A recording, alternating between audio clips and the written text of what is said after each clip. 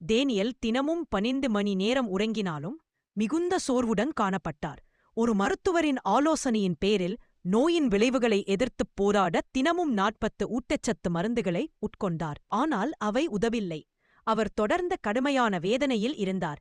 இதன் விளைவாக அவர் தனது தொழிலை மூட வேண்டியதாயிற்று. கடனாளியாகி கஷ்டப்பட்டு சம்பாதித்த அனைத்தையும் இழந்தார். இறுதியில் அவர் திவாலானதாக அறிவித்துவிட்டு தனது தாயுடன் சென்று வாழ வேண்டிய நிலை ஏற்பட்டது. நான் வாழ்க்கையிலிருந்து முற்றிலும் பின்வாங்கிவிட்டேன் என்று அவர் கூறினார். என்னால் சிந்திக்க முடியவில்லை, கவனம் செலுத்த முடியவில்லை, எதையும் செய்ய முடியவில்லை. நான் ஒரு சோம்பியைப் போல இருந்தேன். சிக்னல்களை வெளியிடும் எந்தவொரு பொருளின் அருகே சென்றால் அவருடைய தலைவலி 1000 மடங்கு அதிகமாகிவிடும் என்றும் அதனால் அவர் மனதளவில் உடைந்து விடுவார் என்றும்.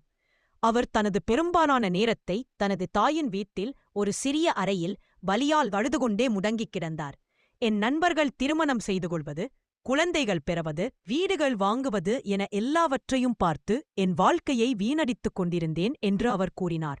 அவருக்கு தற்கொலை எண்ணங்கள் வர ஆரம்பித்தபோது நண்பர்களும் குடும்பத்தினரும் அவருக்கு உதவக்கூடிய ஒன்றை கண்டுபிடிக்கச் சொல்லி வற்புறுத்தினார்கள். நாள்பட்ட சோர்வு, மன அழுத்தம், கடுமையான வலி காரணமாக டேனியலுக்கு ஒவ்வொரு நாளும் சுமார் அரை மணி நேர ஆற்றல் மட்டுமே இருந்தது. தனது நிலைக்கு உதவக்கூடிய ஒன்றைத் தேடத் தொடங்கினார்.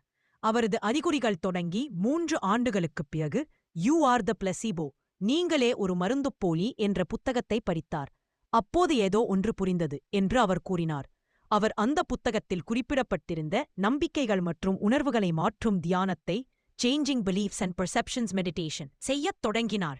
படிப்படியாக காலப்போக்கில் டேனியலுக்கு வலி சற்று குறைந்தது. அவர் தொடர்ந்து தியானம் செய்தார்.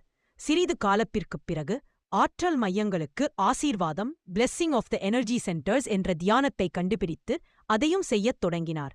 நான் அதை செய்த முதல் முறையிலேயே என்னால் விளக்க முடியாத ஒன்று நடந்தது என்று அவர் கூறினார். அவரது தலையில் ஒரு ஒளி நிகழ்ச்சி நடப்பது போல் இருந்தது. அதுவரை செயலிழந்து இருந்த அவரது மூளையின் வெவ்வேறு பகுதிகள் திடீரென ஒளிரத் தொடங்கி ஒன்றுக்கொன்று தொடர்பு கொள்ள ஆரம்பித்தன. பிறகு அன்பான ஒளி, லவ்விங் லைட் என்று அவரது தலையின் உச்சியிலிருந்து வெளியேறியது. அந்த நேரத்தில் அவர் உணர்ந்த அந்த உள் அனுபவம் வலியை உருவாக்கிய கடந்த கால அனுபவத்தின் நினைவை விட மிகவும் உண்மையானதாக இருந்தது.